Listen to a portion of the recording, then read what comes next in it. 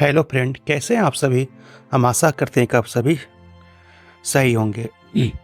इस वीडियो में हम बात करने वाले हैं हरियाणा विधानसभा में बीजेपी के जीत पर। क्या बीजेपी के जीत के क्या मायने हैं और आगे आने वाले समय में इसका क्या असर होगा। अगला विधानसभा चुनाव महाराष्ट्र, झारखंड और दिल्ली में होना है। ऐसे में हरियाणा में भाजपा की जीत के कई मायने हैं। हरियाणा में अब तक का सर्वश्रेष्ठ प्रदर्शन करके भाजपा ने आगामी चुनाव में जीत की उड़ान भरने के लिए लॉन्च पैड भी तैयार कर लिया है। हरियाणा में हैट्रिक लगातार भाजपा के हौसले आने वाले आगामी विधानसभाओं के चुनाव को लेकर बुलंद है। अगला विधानसभा चुनाव महाराष्ट्र, झारखंड और दिल्ली में होना है। ऐसे में हरियाणा में पार्टी की जीत के कई मायने हैं। हरियाणा में अब तक का सर्वश्रेष्ठ प्रदर्शन करते हुए बीजेपी ने 48 सीटों पर मुकाबला में जीत हासिल की है। इससे पहले सन 2014 में 47 सीट जीतकर बीजेपी पहली बार अपने बलबूते पर हरियाणा में सरकार बनाई थी। साल 2019 में चुनाव में उसे 40 सीट मिली थी, लेकिन गठबंधन के सहारे 5 साल सरकार चलाने में सफल रही थी। वहीं भाजपा ने जम्मू कश्मीर में भी अब तक का अपना सर्वश्रेष्ठ प्रदर्शन करते हुए 29 सीट जीती है। इससे पहले 2014 में वह 90 में से 25 सीट जीती थी।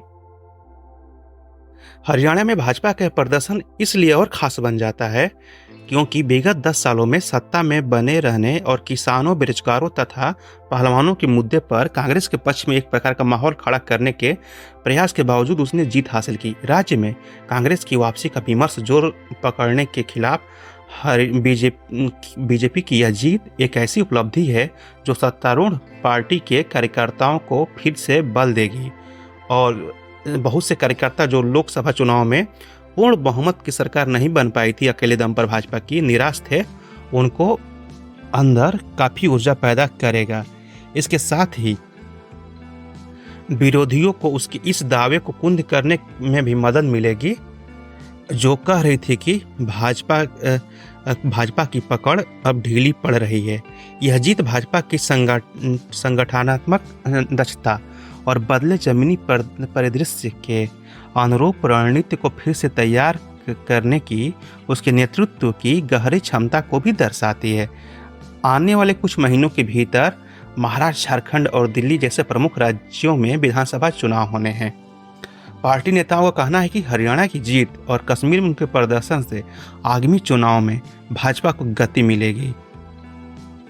हरियाणा और कश्मीर के चुनाव में एक खास बात यह रही कि इसमें भाजपा ने अपने वैचारिक संरक्षक RSS राष्ट्रीय स्वयंसेवक संघ के साथ तालमेल के साथ काम किया, क्योंकि लोकसभा चुनाव में आपको याद होगा कि ये हल्ला उठा था कि RSS भाजपा से नाराज हो गई थी और उसमें भाजपा के जो अध्यक्ष हैं JP नड्डा ने भी RSS के खिलाफ कुछ बयान दे दिया था।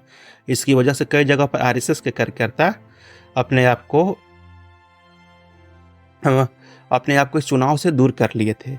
इस वजह से भी कहा जाता था कि बीजेपी अपने दम पर लोकसभा चुनाव में बहुमत हासिल नहीं कर पाई थी।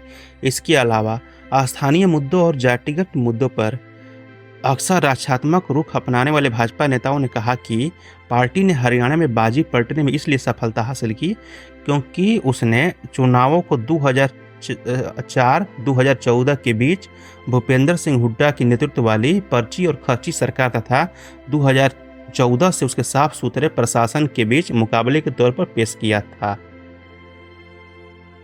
और साथ ही कांग्रेस के भूपेंद्र सिंह हुड्डा के प्रभाव और कुमारी शैलजा जैसे पार्टी के अन्य छत्रपों के पार्श्व में जाने के साथ ही भाजपा ने जमीनी स्तर पर अपने प्रयास को और तेज किया।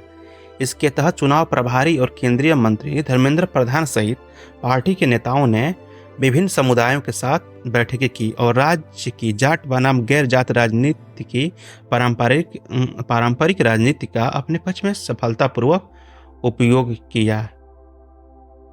इसके साथ ही यह भी नहीं भूलना होगा कि PM मोदी का नेतृत्व भी इस चुनाव में भाजपा को दमदार जीत दिलाने में काफ़ी मददगार साबित हुआ।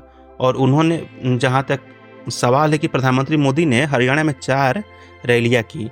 इस दौरान उन्होंने दामाद रॉबर्ट वाड्रा कि भूमि विवाद और जो भूमि घोटाले को लेकर के काफ़ी ज़्यादा आरोप लगाया था। और पुराने समय में जब कांग्रेस की सरकार थी तो कैसे वाड्रा को कम दाम पर ज़मीनें मिली थी, और उस घोटाले को इन्होंने फिर से काफ़ी प्रचार किया था और उसको उजागर किया था।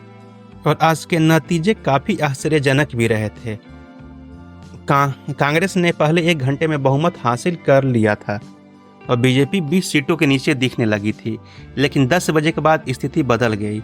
उसके बाद जब भारतीय जनता पार्टी ने जब बढ़त हासिल किया तो फिर वो पीछे नहीं आई और लगातार बहुमत के ऊपर ही बनी रही। बीजेपी की जीत एक और बात की इशारा करती है कि ये लोकसभा चुनाव से सबक लेते हुए वो गैर जाट वोटर्स को गोलबंद करने में कामयाब रही, खासकर एससी और ओबीसी समुदाय से आने वाले मतदाताओं को अपनी तरफ खींचने में कामयाब रही। राजनीतिक जानकार कहते हैं कि चुनाव से इन पहले बीजेपी की सीएम बदलने की रणनीति कामयाब रही।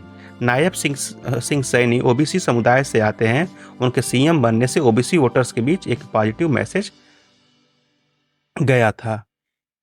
2024 के आम चुनाव में बीजेपी ने 10 में से सिर्फ 5 लोकसभा सीटें जीती और 46.1% वोट हासिल किए, जबकि कांग्रेस ने बाकी सीटें छीन ली और 43.7% वोट प्राप्त किए थे। जबकि 2019 के लोकसभा चुनाव में बीजेपी का वोट शेयर 58% था, जो अब 12% घटकर 46.1% पर रह गया था। हालांकि विधानसभा चुनाव के आंकड़े अब बिल्कुल अलग तस्वीर पेश करते हैं।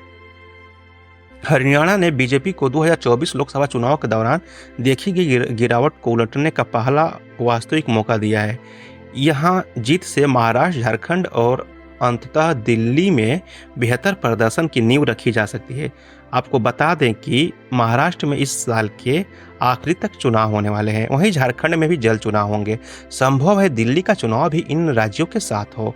हरियाणा में जीत से बीजेपी को एक तरीके से आगामी चुनाव में नैतिक बढ़त हासिल होगी और साथ ही सबसे बड़ा असर तो ये पड़ेगा कि विपक्ष के नेता राहुल गांधी को जब भारतीय जनता पार्टी को पूर्ण बहुमत नहीं मिली थी तो यह मान लिया गया था कि अगले देश के प्रधानमंत्री वही हैं।